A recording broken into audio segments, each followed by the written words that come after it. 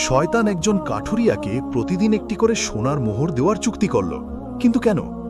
শয়তানের এই ভয়ঙ্কর ধোঁকার পরিণতি জানার আগে দ্রুত ভিডিওটিতে লাইক দিয়ে চ্যানেলটি সাবস্ক্রাইব করে নিন। এক গ্রামে মানুষ একটি গাছের পূজা করত। এক ইমানদার কাঠুরিয়া আল্লাহর ওয়াস্তে সেই গাছটি কাটতে গেল। পথে শয়তান তাকে বাধা দিলে কাঠুরিয়া শয়তানকে আছড়ে মাটিতে ফেলে দিল। শয়তান ভয় পেয়ে বলল, তুমি গাছ না কাটলে আমি প্রতিদিন তোমার বালিশের নিচে একটি করে সোনার মোহর রাখব। গরিব কাঠুরিয়া লোভে পড়ে রাজি হয়ে গেল। দুদিন পর বালিশের নিচে সোনা না পেয়ে কাঠুরিয়া রেগে আবার গাছটি কাটতে গেল, কিন্তু এবার শয়তানের সাথে মারামারিতে কাঠুরিয়ায় চরম মার খেয়ে মাটিতে পড়ে গেল।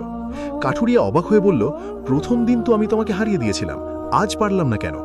শয়তান হাসতে হাসতে বলল, প্রথম দিন তুমি আল্লাহর জন্য এসেছিলে, তাই তুমি ছিলে শক্তিশালী, আর আজ তুমি সোনার লোভে এসেছো, তাই তুমি দুর্বল।